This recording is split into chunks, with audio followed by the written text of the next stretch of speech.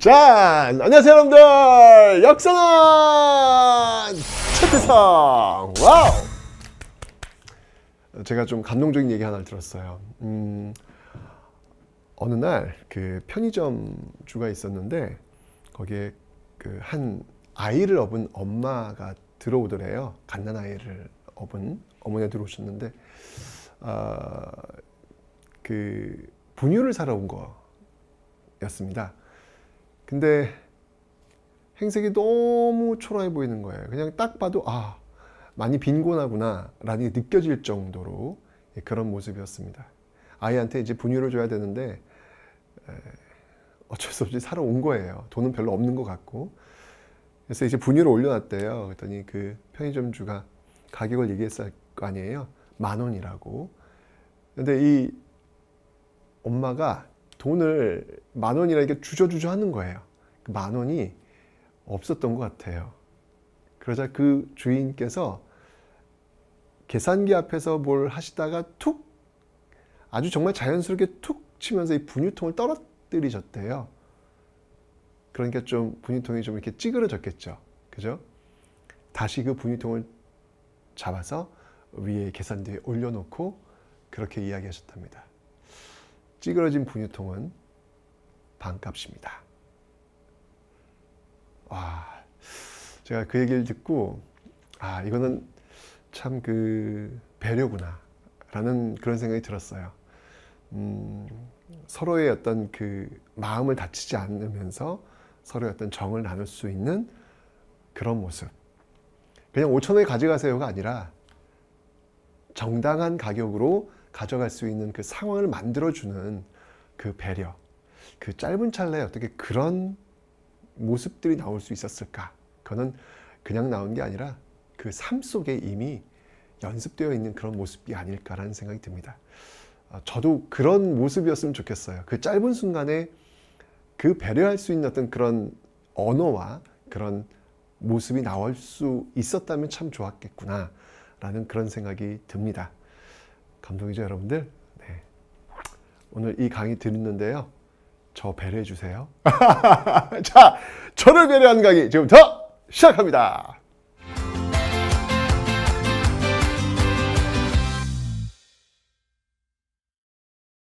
자, 이제 여러분들 우리가 전 시간에 갑신정변에 대해서 배웠습니다. 100년 전 신세대들, 즉 위로부터의 소수의 엘리트들이 중심이 되었던 그 개혁은 실패로 끝났다. 그래서 이 화살표는요, 위로부터의 개혁을 의미하는 거예요. 실패로 끝났습니다. 3.1천하로 끝났죠.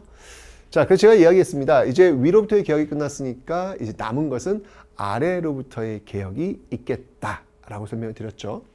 자, 그래서 여러분들 그 이후 상황을 한번 좀 살펴보도록 하겠습니다. 먼저 이 갑신정변이 실패로 끝난 뒤 이 외국 세력들이 어떤 모습을 보이는지, 그리고 국내는 어떤 모습들이 연출되고 있는지, 국외와 국내 상황을 한번 볼게요. 자, 먼저 영국입니다. 이 영국이 거문들을 불법적으로 점령하는 이 말도 안 되는 사태가 벌어집니다. 이유가 있어요. 뭐였냐면 갑신정변 그 앞에 있었던 이모곤란 갑신정변을 다 누가 진압했지요? 청나라가 진압합니다. 그죠? 이러면서 청의 내정 간섭이 강화되니까 정부도 부담스러웠던 것 같아요. 미친 거 아니야? 그거 몰랐어? 외세 끌어들이면 그렇게 되는 거 모르는 거야? 어쨌건 그래서 러시아를 끌어들여 가지고 이 청나라를 견제하려고 하는 거예요. 미친 거 아니야? 또 외세를 끌어들여? 자꾸 화가 나가지고. 자, 이러다 보니까 러시아를 끌어들이려고 하다 보니까 러시아의 남하를 두려워한, 왜냐하면 이 한반도를 거쳐서 러시아가 중국 쪽으로 올지도 모른다는, 이 중국을 이미 차지하고 있었던 영국이 이 러시아의 남하를 막아야 되겠다라고 해서 바로 우리나라의 거문도를 영국이 불법적으로 점령해 버립니다. 정말 이 제국주의 세력들의 이 막가파 이 모습은 정말 상상을 초월합니다. 주권 국가인 우리나라에 와가지고 그냥 깃발 꽂고 그냥 점령해버리는 이 말도 안 되는 사태가 벌어지게 된 것이죠. 이게 바로 영국의 거문도 불법 점령 사건, 즉 갑신정변 직후에 벌어진 내용입니다. 이런 정도가 되니까 야, 이건 진짜 아니다, 이거는 아닌 것 같다라고 해가지고 이 거문도 불법 점령 전후에서 어떤 논의가 나오냐면 우리를 중립화시키자. 중립화시키자. 이거 어느 나라에도 들어가지 않는 그런 중립의 어떤 모습으로 가자를 주장하는 사람들이 등장을 해요. 그들이 누구냐면 바로 육일준, 서유 견문의 육일준, 그 다음에 부들러, 이 사람도 독일인입니다. 이런 사람들이 중립하자, 어느 나라에도 줄 서지 말자, 이런 것들을 주장하고 나오는 그런 모습들이 있었다라는 거. 정말 지금 말도 안 되는 그런 모습들이 지금 보여지고 있습니다. 자, 그 다음에 여러분 청나라 볼게요. 청은 뭐 방금 설명드렸죠. 내정 간섭, 이모곤란도 진압하고 갑신정변도 진압하면서 이 내정 간섭을 더욱더 심해지고 있습니다. 그 다음에 일본 볼까요? 일본은요, 지금 청과의 소규모 전투, 창덕궁 전투에서, 갑신정변 때 창덕궁 전투에서 패배하게 됩니다. 자, 이렇게 되면서 정치적으로는 일단 위축돼요. 하지만 강화도 조약으로 경제적 특권을 누리고 있었던 그 부분을 더욱더 확대시키자라고 해서 여전히 일본은요, 쌀과 이 면화를 교환하는 이런 경제 시스템을 더욱더 강화시키고 있었습니다. 나름대로 자기들 이익에 맞는 그런 행위들을 하고 있었던 거예요. 자, 그렇다면 이제 어떤 모습들이 이 국내에서는 벌어지고 있는지 한번 보도록 할게요. 우선 여러분, 이 일본의 이 미면 교환 시스템이 우리 국내에 미친 영향이 컸어요. 왜냐면 쌀이 지금 계속해서 지금 일본으로 유출되고 있는 거잖아요. 그러면 우리가 먹을 쌀이 부족해지니까 쌀값은 어떻게 될까요? 당연히 쌀값은 폭등할 수밖에 없는 거예요. 이 일로 인해 가지고 이 쌀값이 폭등하는 그런 일이 빈번하게 벌어집니다. 쌀값 폭등. 자, 게다가 이 조세 부담도 점점 올라갑니다. 세금 부담이죠. 세금 부담도 점점 올라가요. 왜? 이게 지금 80년대예요. 1880년대인데 이 80년대에 이 근대화를 위한 여러 장치들이 많이 나오고 있었어요. 근대화를 위한 장치들.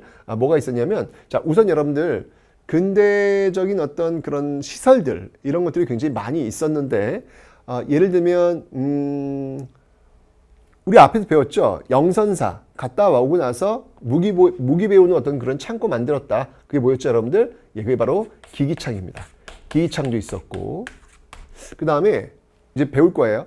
우리나라 최초의 신문이라 할 수 있는 한성순보를 발행하는 곳이 있습니다. 문자를 박는 곳, 방문국. 또 근대적인 그런 시설이고요. 그 다음에 이 화폐를 만드는, 백동화 화폐를 만드는 전환국. 이런 것도 80년대 초반에 만들어지고 있습니다. 그리고 우리나라 최초의 근대적 우편시설이라 할 수 있는 바로 우정총국도 이때 만들어지고 있고요. 그리고 우리나라 최초의 근대적 병원이라 할 수 있는, 갑신정변에 어떤 영향을 받았죠? 바로 광해원. 광해원. 나중에 이제 이름을 바꿔요. 뭐로 바꾸냐면 제중원으로 이름을 바꿉니다. 이것도 이제 80년대 만들어지고 있고요. 이 외에도 너무 많아요. 예를 들면은 최초의 근대식 교육, 국가가 주도했던 유경공원도 있고요. 그리고 이때 이제 특히 이제 갑신정변과 관련해서 본국에 빨리 알려야 돼요, 이 사실들을. 근데 지금 그때 방법이 없단 말이에요. 배를 타고 가지 않는 이상은. 그래서 그걸 좀 빨리 하기 위해서 전보를 치는 거죠, 전보. 그죠? 전신이라든지, 그리고 또 이때 이제 전등이 이때 개설이 됩니다. 자, 여러분들 지금 이 근대적인 문화유산들이라고 볼 수 있는 이 것들은 공짜 아니겠죠, 여러분들. 이거 다 돈 내야 되는 거예요. 다 돈 내야 되는 거예요. 그러니까 당연히 이게 조세 부담이 올라갈 수밖에 없는 그런 상황이 나온다는 얘기죠. 세금은 세금대로 내야 되죠. 쌀값은 올라가고 있죠. 이 당시를 살고 있는 기층민들, 그 민들은 힘들다. 이런 생각을 할 수밖에 없는 상황이에요.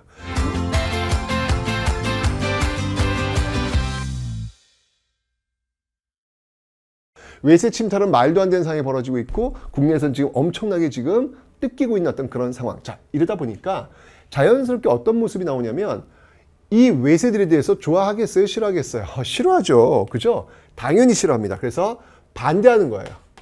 이 외세를 반대하는 이 목소리 나올 수밖에 없겠고, 그 다음에 이 내부, 이 정부에 대한 저항 만만치 않을 겁니다. 이 정부는 지금 신분제도에 의해서 움직이고 있는 그런 제도, 양반, 중인, 상민, 천민이라고 할 수 있는 이 봉건적 질서가 여전히 존재하고 있는 그런 모습들 속에서 압박을 지금 하고 있는 내용들이죠. 그러니까 당연히 이런 어떤 질서들에 대한 봉건 질서에 대한 반봉건의 어떤 모습들이 나타날 수밖에 없겠다. 그래서 이 당시 시대 정신은 뭐였냐면 반외세 반봉건이에요. 정부 비판하는 것이고요. 외세 반대하는 거예요. 이게 바로 이 시대의 정신이에요. 이건 왜냐면 삶을 통해서 자연스럽게 느껴지고 있는 어떤 그런 정서란 말이에요. 그죠? 바로 이 반외세, 반봉건의 기치를 내걸고 그 시대 정신을 담아냈던 운동이 바로 이 아래로부터의 개혁, 동학농민운동이다라는 겁니다. 앞에 10년 전 갑신정변은 여러분들 위로부터의 개혁 운동이라고 제가 설명드렸습니다. 소수의 엘리트들이 중심이 되었던 10년 뒤 이 동학농민 운동은 바로 이 기층 민이 중심이 되었던 아래로부터의 개혁 운동이더라 라고 하는 것이죠. 자, 이 동학농민 운동은 여러분들 사실 애초에 어디서부터 출발을 했냐면 바로 이 교조신원 운동에서 출발을 합니다. 교조신원 운동에서 출발합니다. 이게 뭐냐면 말 그대로 교주 최재우가 혹세무민, 이 백성들을 정말 미혹시킨다, 안 된다, 이거는 말이 안 된다 라고 해서 죽임을 당하거든요. 그러니까 혹세무민 한다고 해가지고 죽임을 당했어. 그 종교를 믿어? 그럼 나도 혹세무민이야? 말이 안 된단 말이에요. 그래서 이 교주의 명예를 회복시키는 거예요. 신원, 이거는 명예를 회복시키는 운동에서 출발을 해요. 그러다가 그 시대의 정신, 반외세가 반봉건이라고 하는 정신 만나면서 더 커지는 동학농민운동으로 발전하게 되더라라고 하는 것이죠. 자, 동학농민운동의 어떤 그 흐름을 한번 좀 보도록 하겠습니다. 여러분, 이 시험이 잘 나와요. 이때가 바로 1894년도인데 여러분들 1894년도는 굉장히 복잡한 해예요. 왜냐하면 동학농민운동 벌어졌죠. 갑오개혁 벌어졌죠. 청일전쟁 벌어졌죠. 그러니까 이 1894년 이 한 해에 어마어마한 사건들이 다 벌어져요. 동학농민운동, 갑오개혁, 청일전쟁. 그래서 굉장히 복잡해요. 그래서 여러분 잘 기억하시고 따라오셔야 합니다. 아셨죠? 자, 먼저 이 동학농민운동은요 1차, 2차로 나뉘는데 1차는 여러분들 어떤 성격이 있냐면 제가 이 반외세 반봉건을 다 담고 있다고 말씀드렸잖아요. 그죠? 네, 맞습니다. 그런데 1차는 반외세보다는 좀 더 반봉건적인, 그러니까 정부를 반대하는 이런 모습들이 조금 더 우세한 모습이에요. 어떤 내용인지 볼게요. 자, 첫 번째 출발하기 어디였냐면 바로 이 고부 지역입니다. 이 고부 봉기에서 출발을 합니다. 왜 그랬냐면 이 고부 군수 조병갑이라는 인물이 있어요. 조병갑. 이 조병갑이라는 인물이 완전 탐관오리야. 완전 탐관오리. 그냥 어떻게든 세금 뜯어먹으려고 그냥 혈안이 돼 있는 그런 사람. 이 조병갑이라는 사람이 당시 그 저수지를 사용하면 농사지어야 저수지 필요할 거 아니에요. 세금을 내야 되는데 세금을 뜯어가려고 있는 저수지 그 옆에다 또 저수지를 만드는 거예요. 나쁘죠 이거 여러분들. 그죠? 그 저수지를 뭐라고 하냐면 만석부 사건. 만석부 사건. 자, 바로 이러한 것들에 대한 반발. 이러한 것들에 대한 반발로 전봉준을 중심으로 한 농민군들이 들고 일어난 사건이 바로 이 고부봉기예요. 고부봉기입니다. 그런데 이제 이렇게 전봉준이 일어나면서 조병갑이 결국 쫓겨나요. 뭔가 좀 이제 수습이 되는 듯 했는데 다시 백산봉기로 옵니다. 이 봉기, 백산봉기에 나온 배경이 있어요. 이 고부봉기를 조사하겠다고 내려왔던 이 안핵사 이용태라는 인물이 있습니다. 이 이용태가 이 고부봉기 주도자들을 마구마구 잡아들이는 거예요. 자, 그러자 다시 들고 일어납니다. 이제부터는 멈추지 않고 직진이에요. 그러면서 이 관군과 싸우게 됐는데 그 전투가 바로 황토현 전투였고 여기서 관군을 물리칩니다. 그리고 황룡촌에서도 승리하게 됩니다. 와우. 아니 도대체 농민군들이 좀 인원수는 많겠지만 어떻게 보면 오합지졸이거든요. 정규군이 아니잖아. 근데 정규군과 맞서 싸운 거야. 근데 정규군이 져. 헐.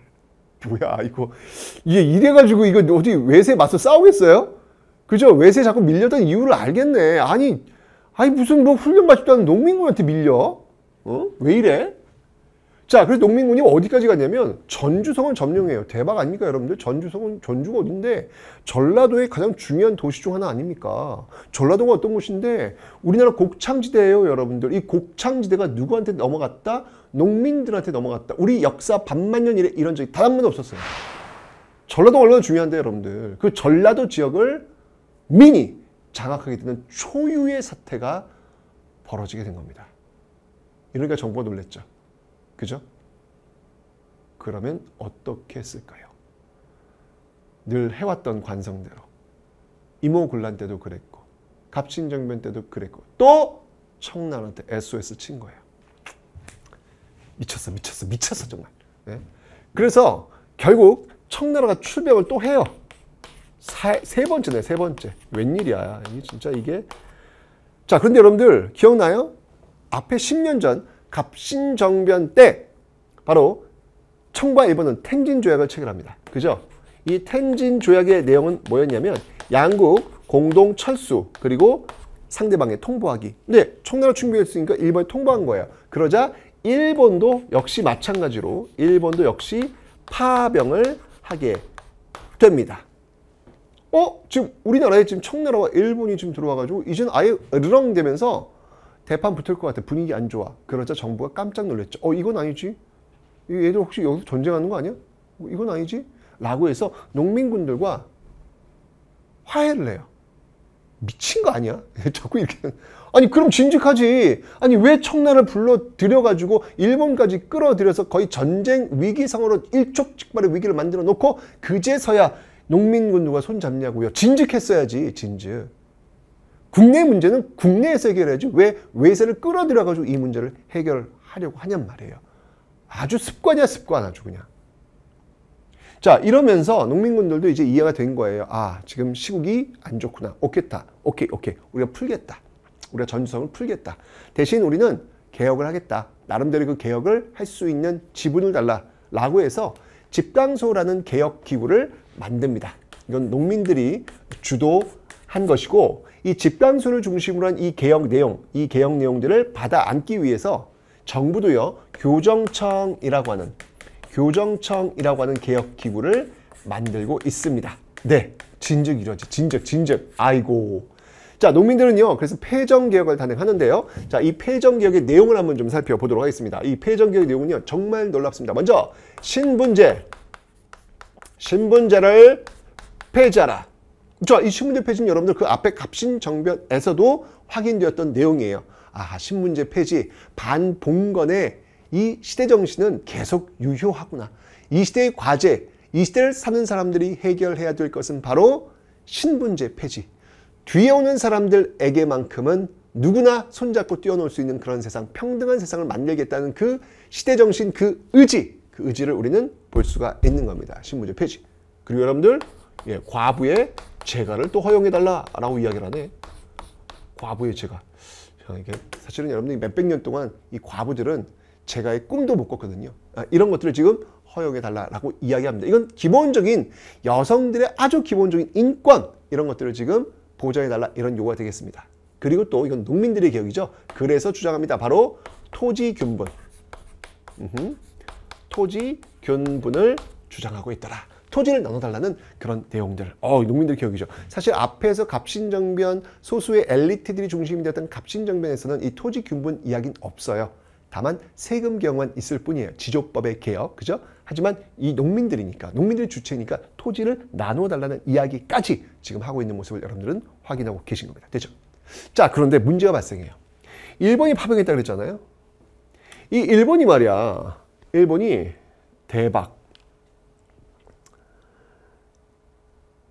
경복궁을 점령해버리니? 아니 농민군들 진압하라고 온 게 아니야? 뭐지 얘들? 경복궁을 진압해가지고 보존과 명성을 확보하는 거예요. 이러면서 일본이 선전포고를 때립니다. 자, 그게 바로 청일 전쟁. 청일 전쟁. 그 안산 지금 그 경기도 안산 그 앞쪽에 있는 풍도라는 곳에서 첫 번째 전투가 벌어지게 되는 것이죠. 그게 풍도의 전인데 이렇게 되면서 이 땅 한반도에서 청일전쟁이 벌어지는 거야. 청일전쟁 딱 시키고 나서 일본이 또 뭐라면 경복궁을 점령했잖아요. 여기를 압박하면서 바로 이 가보 개혁을 밀어붙입니다. 가보 개혁을 밀어붙입니다.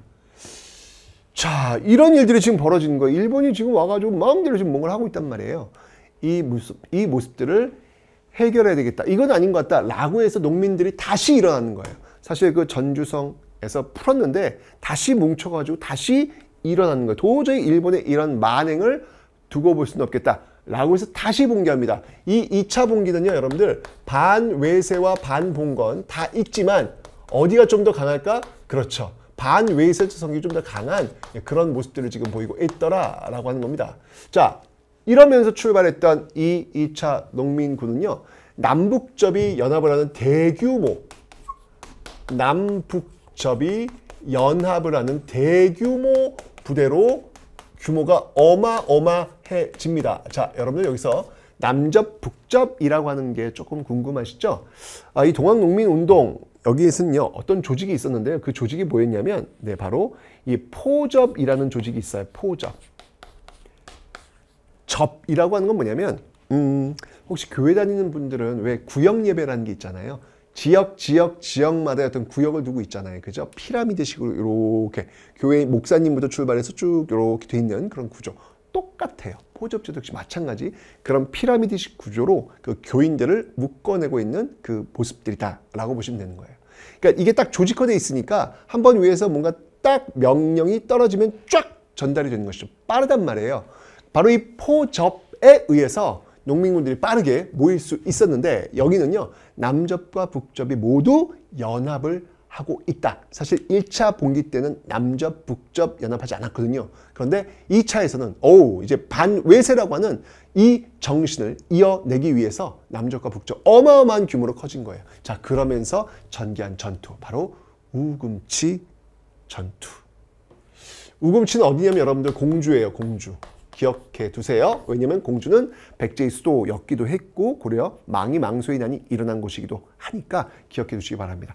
이 우금치에서 전투가 벌어집니다.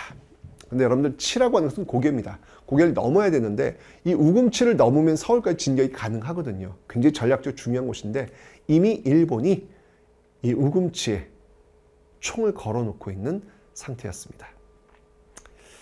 그 밑에 있는 이 10만의 농민군들, 어마어마한 부대죠. 저 7 넘어야 되는데 이 총이 지금 다 걸려있단 말이에요. 여러분도 어떻겠어요? 무섭지 않았을까? 여러분, 이 농민군들은 용감하게 그 우금치를 넘었을까? 아니요. 이들도 역시 마찬가지로 무서워했습니다. 총이 걸려 있으니까. 그래서 그 무서움을 달래기 위해서 부적을 달았어요. 이 부적을 달면 총알이 피해간다 라는 믿음이 있었기 때문이죠. 진짜 믿었을까? 저는 아닌 것 같아요. 너무 무서우니까, 발을 떼기가 어려우니까 그렇게라도 해서 한 발짝 떼기 위한 그런 몸부림이 아니었을까. 그러고 보니까 동학농민군이 우금치를 넘는 그 장면은 정말 용기 있는 엄청난, 난 감히 할 수 없는 그런 모습이 아니라 정말 벌벌벌벌 떨면서 그 부적에 의지하면서 무서워하면서 싸웠던 전투였구나. 저 모습이라면 나도 가능하겠구나 라는 그런 생각이 들더군요.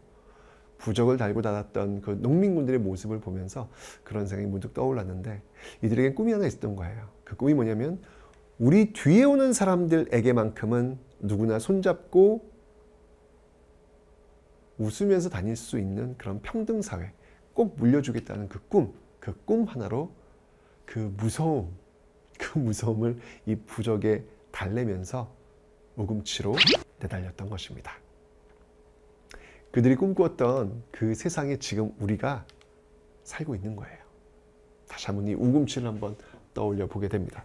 자, 그런데 여러분들 이 우금치 전투가 결국은 여러분들 실패하게 됩니다. 그 치를 넘지 못해요. 그 고개를 넘지 못해요.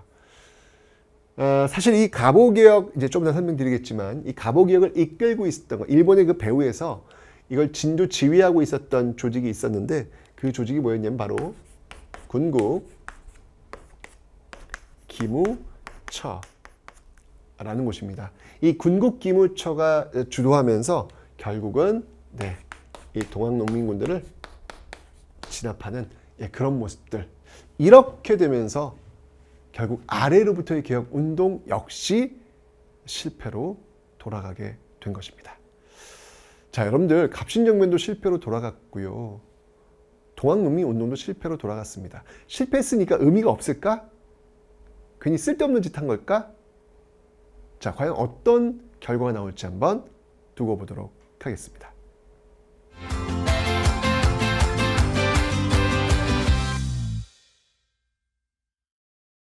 여러분들 그 일본이 부대를 끌고 와가지고 경복궁을 점령하고 그리고 갑오개혁을 단행한다라고 설명드렸죠. 이 갑오개혁을 단행하는데 이게 직접적으로 개입하기는 좀 어려웠어요. 왜냐하면 일본은 지금 청과 싸워야 되니까. 그래서 대리인을 좀 앞세우게 됩니다. 그 대리인이 누구였냐면 바로 김홍집이라는 인물입니다. 김홍집. 여러분들 기억나시죠? 네, 바로 온건개화파를 이끌고 있었던 인물. 그 인물이 지금 계속 조선칙략, 황준신의 조선칙략을 갖고 와서 결국 조미소 통상조약 체결의 길을 열었던 인물. 와우, 또 나오네요. 그죠? 이 김홍집을 앞세워가지고 이 개혁을 단행하게 됩니다. 자, 이 갑오개혁도 역시 1차 개혁과 2차 개혁으로 나뉘는데요. 그 내용들을 한번 좀 살펴보도록 하겠습니다. 자, 먼저 1차 개혁입니다. 1차 개혁부터 한번 살펴보죠. 자, 1차 개혁은요. 일단 여러분들 일본이 지금 주도하기 때문에 정부가 이 동학농민군 집간소 개혁을 받아 안아가지고 개혁을 하겠다. 그래서 만든 기구가 뭐였죠, 여러분들? 네, 그 기구는 바로 교정청이었습니다. 이 교정청 어떻게 쓸까요? 당연히 없앱니다. 당연히 없애고 그 개혁 기구로 뭘 만들었냐면 바로 군국 기무처를 만듭니다. 중요해요, 여러분들 기억하세요. 군국 기무처. 이게 왜 중요하다? 제가 앞에 설명을 드렸습니다. 1880년대 이 개화 정책을 이끌기 위해서 만들었던 기구는 통리기무아문이고요. 90년대 개화 정책을 이끌기 위해서 만들었던 조직은 군국 기무처입니다. 그래서 80년 통리기무아문, 90년대 군국 기무처 딱 구분을 해놓고 계셔야 됩니다. 자, 어떤 개혁들인지 한번 정치, 경제, 사회로 나눠서 한번 살펴보도록 하죠. 먼저 정치입니다. 자, 정치 면에서의 개혁은 일단 이 시대의 화두는 뭐였냐면 왕권을 좀 약화시키는 게 이 시대의 화두였어요. 이 시대의 왕권을 좀 약화시키는 거. 왜냐면 그 이전 체제가 봉건적 질서 속에서 왕이 절대시되고 있는 전제 군주의 모습이잖아요. 이걸 좀 약화시키려는 어떤 그런 모습들. 좀 더 나아가면 이제 입헌군주제를 입헌군주제를 하면 왕은 있지만 왕 역시 법에 구속되어 있는 그런 모습들. 입헌군주제 여러분들 떠올려 보시면 일본이나 영국 같은 것을 떠올리시면 됩니다. 일본도 지금 왕이 있잖아요. 하지만 실권은 원래 정치는 총리가 하고 있죠. 영국도 여왕이 있지만 역시 총리가 하고 있습니다. 이런 식의 어떤 그 모습들을 지향하고 있다라는 것이죠. 그리고 여러분들 이제까지 그 500년 왕조 동안 내려져 왔던 의정부 6조 체제 있잖아요. 이 의정부 6조 체제를 바꿉니다. 어떻게 바꾸냐면 의정부 8아문.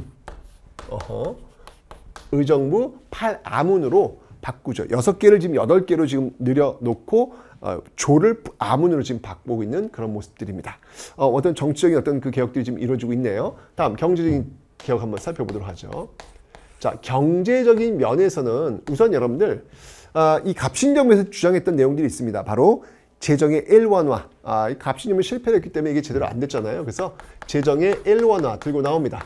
자, 재정의 일원화. 갑신정변 때는 여러분 그 당시에 호조가 있었는데 지금 호조가 있다 없다? 없어요. 지금 왜냐면 6조가 8아문으로 바뀌었기 때문에. 자, 그래서 여기서는 그 재정을 담당하는 즉 전신 호조 그 역할을 했던 곳이 어디였냐면 바로 탁지아문입니다. 탁지아문이 중심이 되어서 재정의 일원화를 하라. 돈은 여기저기 나눠 쓰지 말고 딱 탁지아문을 중심으로 해서 모든 돈이 왔다 갔다 하면서 투명하게 하자를 이야기했던 것입니다. 재정의 일원화 있었고요. 자, 그 다음에 여러분 또 뭐가 있냐면 도량형의 통일. 이건 뭐냐면 이 당시 여러분들 자의 길이가 지역마다 달라요. 무게가 지역마다 달라요. 뭐야? 네, 이걸 지금 통일시킨 겁니다. 이게 바로 도량형의 통일이다. 자, 그리고 세금은 이제 뭘로 낸다? 돈으로 내라. 조세의 금납화. 조세의 금납화가 이때 이루어지고 있습니다. 예, 이래서 이제 여러분 세금을 돈으로 내야 되기 때문에 그 돈으로 바꿀 수 있는 공간이 필요했어요. 그래서 은행의 역사가 여기서 출발하는 거예요. 조세 금납화가 되면서 우리가 지금 알고 있는 은행의 역사가 이제 출발하게 될 겁니다. 그리고 여러분들 돈을 찍어낸 데 있어가지고 이전에 앞에 여러분들 왜 당백전, 흥선대원군 당백전의 아픔도 있었고 또 갑신정변 그 이유가 되었던 그 당호전 화폐를 찍어내면서 여러분 인플레이션의 어떤 그런 고통이 있었잖아요. 그래서 이 문제를 좀 해결하자라고 해가지고 이때 이제 시행되었던 그 제도가 뭐였냐면 은본위제라는 게 있습니다. 은본위제. 은본위제. 자, 여러분들 일단 제가 중요한 포인트 하나 잡아드릴게요. 금이 아니에요.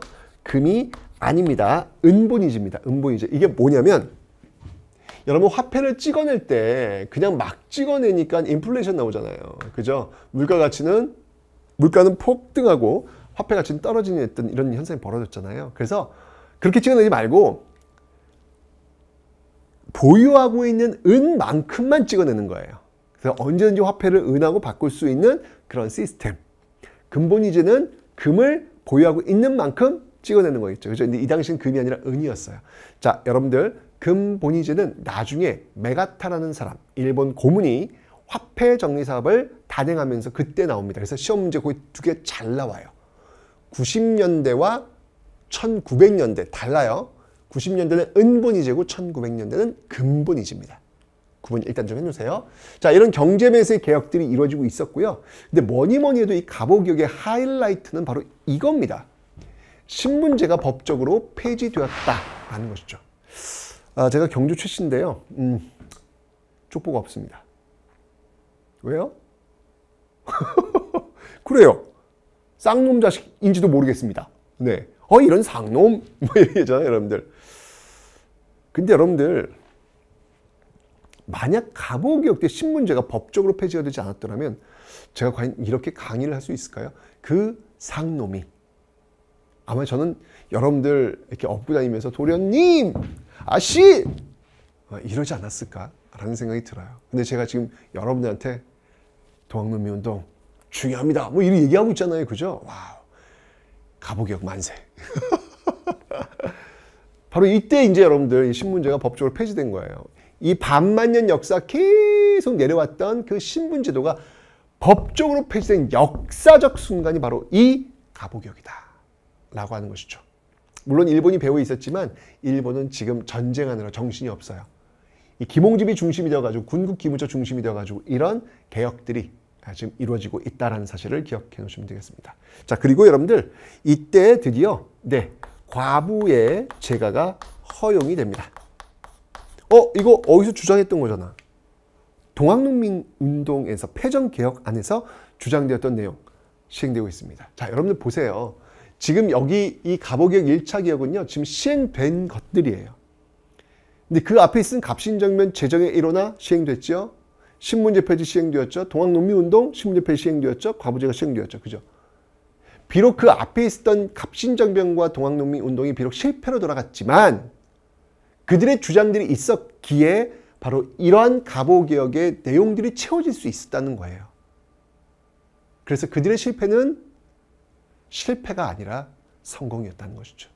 비록 그 시점 속에서는 실패했을런지 모르겠지만 그게 시대 정신에 부합한다면 그것은 반드시 이루어진다. 그 사건이 있기 때문에 좀 더 빨리 이루어진다. 그 힘을 바로 그 사건들, 갑신정변, 동학농민운동이 갖고 있다라는 것. 그래서 여러분 실패했다고 너무 슬퍼하거나 좌절하지 마세요. 여러분이 도전했던, 여러분이 시도했던 것들이 우리 시대의 정신에 부합한다면 그것은 반드시 이루어질 겁니다. 여러분들이 시도했기 때문에 좀 더 빨리 이루어질 수 있다는 것. 이게 바로 갑오 1차 개혁의 내용이었습니다. 자, 그런데 이제 여러분들 이렇게 전쟁 치르는 과정 속에서 지금 이 개혁이 단행되고 있었잖아요. 근데 이 청일전쟁에서 일본이 승기를 잡아요. 아직 이긴 건 아니고 승기를 잡아요. 이러면서 여러분들 이제 일본이 이제 본격적으로 이 개혁에 뛰어들어서 자신들이 좌지우지하고 싶었던 그런 욕망이 있었던 거예요. 자, 이러면서 시행되었던 게 바로 갑오 2차 개혁이다라는 건데 2차 개혁은요. 1차 개혁의 이런 내용들을 고종이 직접 오케이! 나 이거 합니다. 라고 선포하는 그런 모습들을 보이는데 그게 바로 홍범 14조가 되겠습니다. 자, 이 갑오 2차 개혁을 주도했던 인물은 누구냐면요. 제가 일본 친일적 색채가 좀 더 강해진다라고 설명드렸죠. 갑신정변 때 실패해서 일본으로 도망갔던 그런 인물 바로 박영효입니다. 이 박영효를 데려와서 이 박영효와 그리고 플러스 김은 김홍집을 얘기하는 겁니다. 하지만 방점은 박영효에 찍혀서 이런 개혁들이 지금 단행되고 있더라라는 얘기인데 자, 이 2차 갑오개혁은요. 어떤 내용들이 있냐면 자, 먼저 정치부터 한번 좀 살펴보도록 하겠습니다. 자, 정치 면에서의 개혁은요. 먼저 이 앞에 있었던 의정부 파람은 있잖아요. 그죠? 저 의정부 파람을 또 한 번 개편을 하고 있습니다. 중앙의 어떤 시스템인데요. 바로 내각 7부로 지금 바꾸고 있습니다. 내각 7부로 바꾸고 있더라. 내각 7부로 바꾸고 있고요. 그 다음에 지방제도도 개편을 많이 해요. 뭐가 있냐면 팔도체제. 이 팔도체제를 팔도를 뭘로 바꾸냐면 조선 팔도잖아요. 여러분들 원래. 그죠? 23부로 바꾸고 있더라. 그리고 중요한 거 바로 재판소를 설치했더라. 재판소 설치는 여러분들 이게 왜 중요한 거냐면 여러분들 이게 사법기구잖아요. 근데 원래 이 사법기구는 지방에서 누가 담당했냐면 사또가 담당했어요. 수령이 담당했어요. 수령이 행정도 담당했죠. 군사도 담당했죠. 사법도 다 담당했어요. 그런데 이 재판소 설치됐다는 얘기는 뭐냐면 이제 사또들의 역할 중에서 사법 기능을 이제 가져온 겁니다. 여러분들 지금 법적으로 좀 억울한 일이 있으면 어떻게 시장님 찾아가십니까? 그럼 시장님 왜 찾아가? 법적으로 억울한 일이 있으면 이런 데 경찰서 가가지고 법적으로 해결해야지. 그죠? 분리돼 있잖아요. 그죠? 시장은 행정일 하는 거야. 분리된 그 모습이 언제부터 나왔다? 이때부터 나온 거예요. 갑오개혁 때부터. 이게 분리가 된 거예요. 행정과 사법이 분리가 되는 재판소 설치가 되면서 분리가 되는 어떤 그런 모습이 이때부터 만들어지고 있더라라는 것을 기억하시면 되겠습니다. 됐죠? 그 다음에 사회적인 면에서 또 중요한 개혁이 하나 있습니다. 자, 그 개혁은 뭐가 있냐면요. 바로 이때 교육입국조서라는 게 반포가 돼요. 교육입국조서. 자, 이 교육입국조서는요. 쉽게 얘기하면 근대적 학제다라고 보시면 되겠습니다. 근대적 학제는 뭘 의미하는 거냐면 여러분 지금 우리가 초등학교 몇 년? 6년. 그 다음이 중학교 3년. 고등학교 3년. 대학교 4년. 이렇게 나오잖아요. 그죠? 똑같아요. 이런 어떤 시스템들이 바로 이때 만들어지고 있더라라고 하는 겁니다.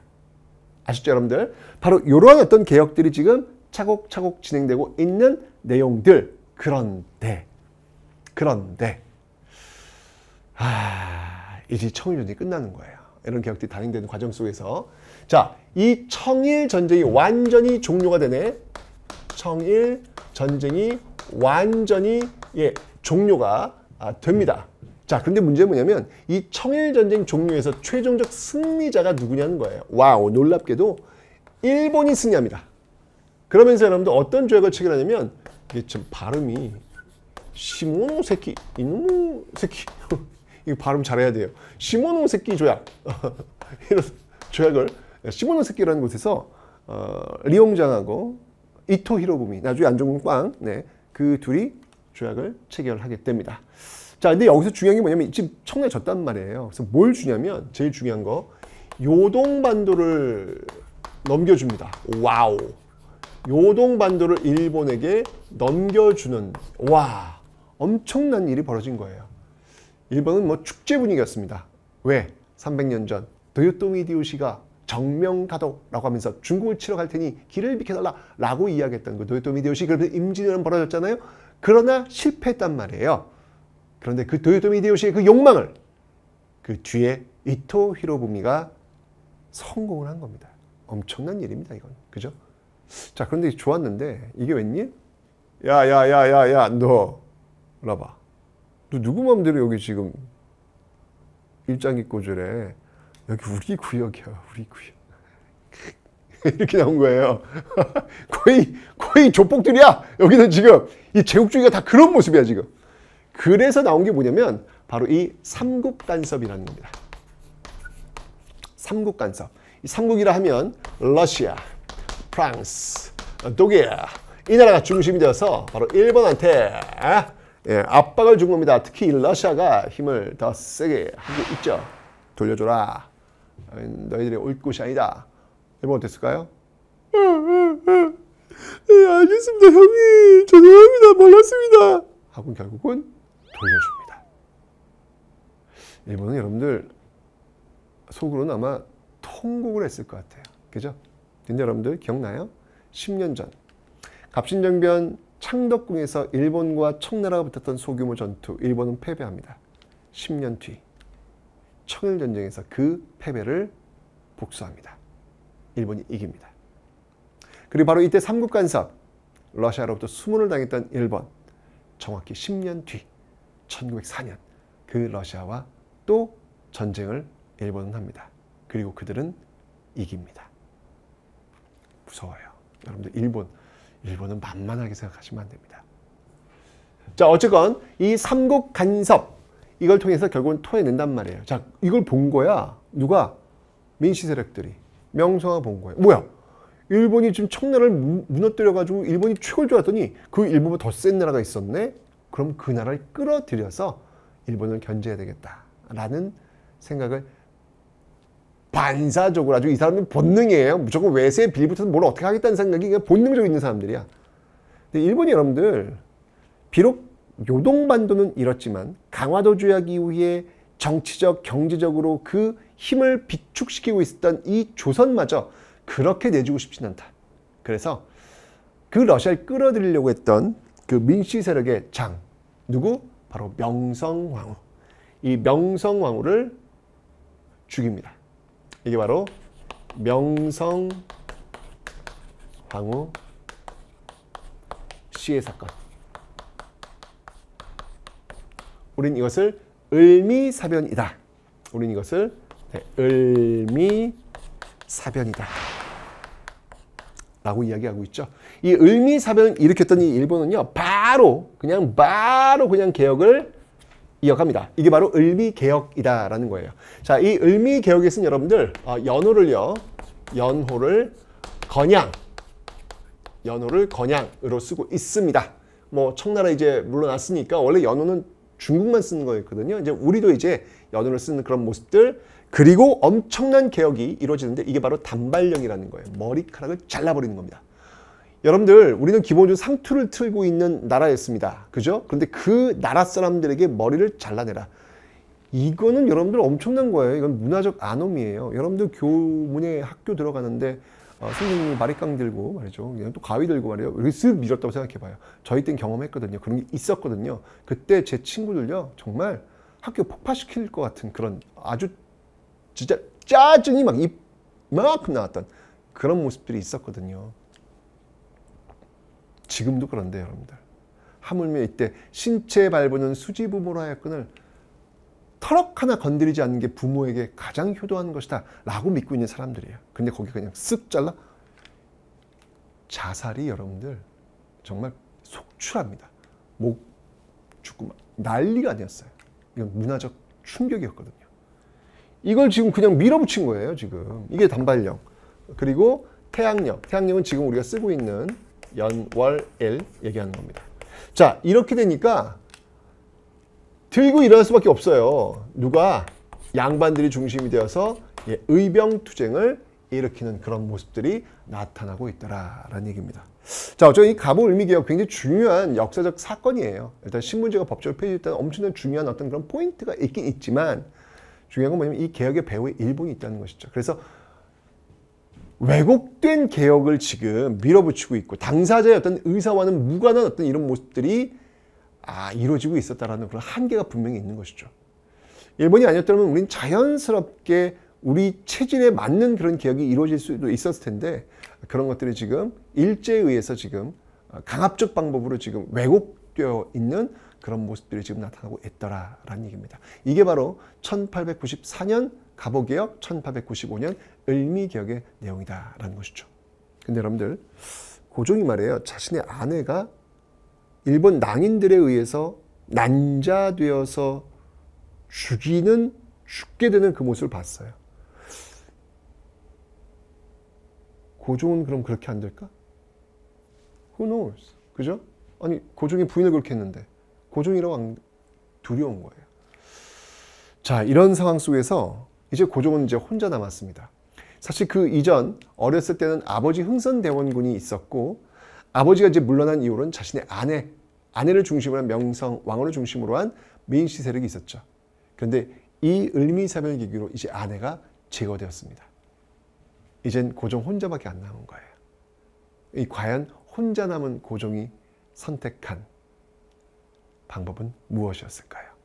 이제 홀로서기 고종의 선택을 지켜보도록 하겠습니다.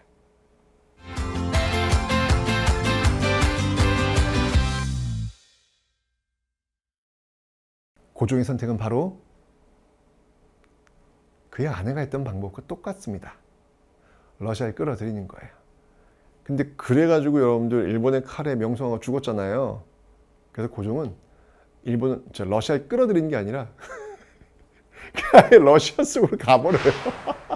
이거 뭐냐, 난 솔직히 좀 이거는 뭐야 이거 지금. 아니, 왕이 자기 집 하나 못 지키면서 어떻게 나라를 지켜? 이게 뭐 하는 짓이야 이게. 좀 어이는 없어요 사실은요. 근데 여러분들 또 이런 건 있어요.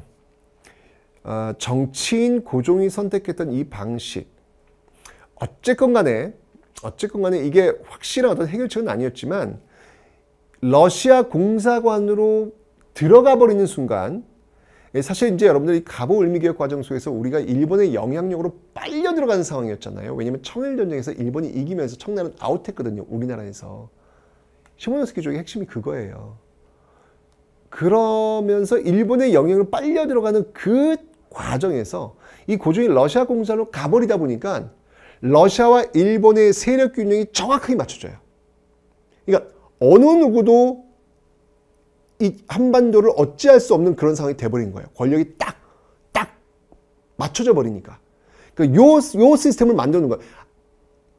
아관파천, 이게 이제 아관파천이라는 건데, 아관파천 이전까지만 해도 일본의 영향력이 우리는 완전히 빨려 들어간 상황이었는데, 이게 러시아를 끌어들이면서 완전히 세력 균형을 맞춰버린 거예요. 요 세력 균형 속에서 고종이 움직일 수 있는 공간이 확보가 된 것이죠. 그래서 정치인 고종을 본다면 신의 한 수였다. 네, 신의 한 수였다. 라는 생각은 들어요. 썩 보긴 안 좋네요. 그죠? 자, 어쨌건.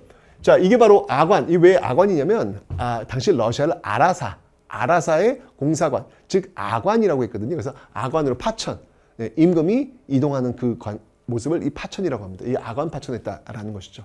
1896년도의 일인데, 이렇게 되니까 이제 뭐 하는 거냐 이게 지금. 라고 하면서 우리나라 최초의 최초의 시민단체라고 할 수 있는 이 독립협회가 생겨납니다. 독립협회는 여러분들, 독립신문. 그 회원들이 중심이 되어서 만들었는데, 그 이유는 뭐냐면, 바로 독립문을 만들려고요. 독립문을 세우는 거예요. 그 독립이라고 하는 것은 청으로부터의 독립을 기념하기 위한 그 독립문. 그래서 이게 순서예요. 신문, 독립협회, 독립문. 이런 어떤 모습들인데, 자, 이 독립협회가 한 일이 굉장히 많이 있어요. 뭐가 있냐면, 만민공동회라는 걸 엽니다. 이 만민공동회는 뭐냐면 우리나라 최초의 어찌 보면 정치적 집회라고 보시면 돼요. 광장의 역사를 처음으로 써나가는 그 모습이 바로 이 만민공동회 아니었을까라는 생각이 듭니다. 여기서 여러분들 놀라운 일이 벌어집니다. 바로 당시에 이 러시아, 이 아관 파천되면서 러시아한테 뭘 맞고 줘야 돼요. 아니, 뭐, 공짜가 어딨어. 영수증 제출한다고요. 그죠? 해줘야 된다고요. 이 러시아가 뭘 요구했냐면, 이 저령도를 달라라는 이야기를 해요. 저령도. 자, 이 러시아의 전령도 조차 요구. 전령도가 어디냐면, 부산 앞에 있는 섬, 영도. 네, 거기입니다. 전령도. 이거 왜 달라고 했냐면, 이 러시아 쪽에서 내려오는 배 있잖아요. 그 배의 그 원료, 그 당시엔 석탄이었거든요. 그래서 그 석탄을 갈 수 있는 그런 공간이 필요했던 거예요. 저탄소라 그래요. 저탄소. 그걸 설치하려고 달라고 했던 거예요. 그런데 이 만민공동회에서 있을 수 없다! 있을 수 없다! 주면 안 된다! 이게 막 항의를 한 거예요. 그래서 결국 러시아의 전령도 조차를 막아냅니다. 와, 여러분 이건 놀라운 사건 아닙니까? 개항 이후에 우리가 외세에 이렇게 당당하게 맞서면서 NO! 했던 적이 있었나요? 없었어요. 외세에 빌붙어서 외세를 끌어들이면서 그저 그들의 비위를 맞추면서 살살살살 됐던 그 모습이 다였습니다. 그런데 이 만민 여기서 포인트는 뭐냐면 이 민이죠. 민이 중심이 된 이 모습들 나중에 이제 대한민국이 나온 어떤 그런 도화선이 된다라고 저는 생각이 들거든요. 여기에서 이걸 막아낸 거예요. 이게 진짜 힘이지. 여기서 고종은 힌트를 잡았어야 돼. 아, 외세를 끌어들여서 나라를 지키는 것이 아니라 바로 이 땅에 살고 있는 이 민을 믿고 그들과 함께 나라를 지켜야 되는구나. 이게 가장 강력한 힘이구나. 이걸 믿었어야죠. 이 모습이 보여지게 됩니다. 자, 이러니까 초창기는 여러분 고종도 괜찮은데? 그래서 적극적이었어요. 그래서 이번엔 관민공동회를 엽니다. 자, 관민공동회는 뭐냐면 여러분들 이거는 말 그대로 만민에다가 관리들이 합류하고 있는 거예요. 같이 가는 거예요. 이 관민공동회에서는 여러분들 헌의육조라고 하는 것을 채택합니다. 이 헌의육조는 입헌군주제를 지향합니다. 입헌군주제를 지향합니다. 이건 뭐 앞에 있었던 갑신정변, 갑오개혁 다 이 모습들이 지금 나타나고 있는 건데, 자, 여기서 이제 여러분들 뭐가 결정되냐면 바로 이 재정의 일원화. 선생님 재정의 일원화 아까 갑오개혁에서 한 거 아닌가요? 됐다가 이 고종이 아관파천을 하면서 이 갑오을미개혁을 무효화를 시켜요. 이러면서 다시 이제 원점으로 돌아가는 것이죠. 그래서 이걸 다시 하자고 이제 합의를 봅니다. 어디로? 탁지부로. 왜냐면 아까는 여러분들 의정부 8아문에서 탁지 아문이었잖아요. 그런데 2차 기획에서 이제 내각 7부로 바뀐단 말이에요. 7부. 그죠? 그러니까 탁지 아문이 탁지 부로 바뀐 거예요. 여기로 지금 재정을 하나로 하자. 그리고 이제 여기서 참 중요한 문구가 나와요. 바로 이 피고의 인권을 존중하라. 여러분, 이 인권이라는 단어는 이건 철저히 근대적 단어입니다. 세종대왕한테 인권이 뭔가요? 몰라요. 그 당시 이런 단어조차 존재하지 않았거든요. 철저히 이거는 혁명을 거쳐서 확보한 단어입니다. 혁명의 그 피냄새가 묻어있는 그 단어가 바로 이 인권이라는 단어예요. 피고의 인권. 왜냐면 그 이전까지만 해도 죄를 지었다. 그럼 일단 고문부터 시작해. 으아, 주리를 틀라라! 뭐 이러면서 이제 시작하는 거잖아요. 그런 거 하지 말라는 거예요. 아직 죄가 확정돼도 안 되는데 왜 고문부터 하냐는 얘기예요. 그들에도 인권이 있다는 얘기죠. 이런 얘기가 여기서 지금 나오고 있더라라는 것입니다. 자, 그러면서 여러분들, 드디어 어디까지 가냐면 중추원 관제. 이 중추원 관제, 이 선포까지 갑니다. 이 중추원 관제 선포는 어떤 의미였냐면 바로 의회 설립 운동. 이 의회 설립 운동으로 지금 가고 있다는 얘기예요. 그러니까 국회를 얘기하는 겁니다. 지금 국회를 지금 설립하는 어떤 그런 모습까지 가고 있더라라는 얘기죠. 지금 잘 나가고 있어요, 지금. 그죠? 근데 여러분들, 고종이 얘들 혹시 내 권력을 지금 달라는 거 아니야? 기분이 안 좋았던 거예요. 이러면서 어떻게 하냐면 이 독립협회를 해산시켜버립니다. 마지막 카드였는데. 이 아관파천 이후에 고종은 돌아와서 대한제국을 선포합니다. 대한제국, 황제의 나라를 선포한다는 얘기예요. 이 대한제국이 수립되었지만 결국 이 대한제국은 이 만민공동회를 공격합니다. 네, 공격합니다. 자, 근데 이 공격을 했던데 앞장섰던 인물들이 누구였냐면 바로 황국협회. 한국협회는 여러분들 이 보부상들이 중심이 되었던 그런 조직입니다. 어영상인들이죠. 그래서 이 한국협회를 앞세워가지고 이 만민공동회를 해산시키려고 했고요. 그리고 나중에 이제 군대까지 동원을 시켜서 결국은 해산, 그리고 독립협회를 해산시킵니다. 자, 정말 좋은 기회였는데 아쉽습니다. 이제 남은 건 뭐밖에 없죠? 이제 고종 황제 한 명밖에 없어요. 이제 고종 황제 혼자서 네가 모든 걸 다 해야 되는 거야. 내가 지켜볼 거야. 정말 그렇게 권력을 모두 다 갖게 됩니다. 그죠? 모두 갖게 된 이 고종이 과연 그에 대한 책임을 얼마나 질 건지 지켜볼 겁니다, 진짜. 어디 한번 봅시다. 이 홀로 서게 된 이 고종은요, 이제 본격적인 개혁을 단행합니다. 이게 바로 광무개혁이라는 겁니다. 이 광무개혁의 핵심은 구본과 신참이에요. 옛것은 그대로 두고 새로운 것은 참고한다. 그러니까 쉽게 얘기하면 여러분들 동도서기적 개혁을 지금 하겠다라는 어떤 그런 의지가 보인 건데, 이 구본의 핵심은 뭐냐면요. 구본의 핵심은 황제권의 강화입니다. 황제권의 강화입니다. 와우. 모든 권력은 어디로부터 나온다? 네, 황제로부터 나온다. 이런 것들을 어디서 아주 잘 보여주고 있냐면, 예, 이 당시에 일종의 헌법이라고 할 수 있는 대한국 국제에서 네, 그 내용들을 알 수 있습니다. 여기 보니까 야, 모든 권력은 다 이 원수부로 다 집중시켰구만. 원수는 또 당연히 고종 황제님께서 되시겠죠. 그죠? 이런 모습들을 지금 보이고 있고요. 하지만 이제 이렇게 개혁을 단행시킨 어떤 그런 모습도 있었지만, 새로운 것을 참고하는 외국 문물들을 좀 받아들이는 어떤 그런 모습들도 분명히 있습니다. 대표적인 뭐냐면 여러분들 양전사업을 해요. 토지조사 사업을 한다는 얘기죠. 이 양전사업, 토지조사 사업을 통해 가지고 뭘 발급했냐면, 중요합니다, 여러분들. 바로 예, 지계라고 하는 것을 발급합니다. 지계. 자, 지계라고 하는 것은 토지계약 문서라고 보시면 돼요. 이 지계의 역사적 의의를 한번 들어봐라 라고 한다면, 예, 근대적 토지 소유 문서, 토지 소유권, 근대적인 토지 소유 문서를 이 지계에서 이야기해주고 있다라는 것이죠. 근데 뭐 러일 전쟁이 벌어지면서 결국은 이제 이 양전사업 지계 발급은 이제 흐지부지는 되지만, 어쨌건 이런 모습들이 지금 나타나고 있더라라고 하는 거, 예, 기억해 놓으시면 되겠습니다. 됐죠? 뿐만 아니라 여러분들, 네, 바로 이 상공업을 진흥시키는 그런 어떤 모습들도 보이고 있습니다.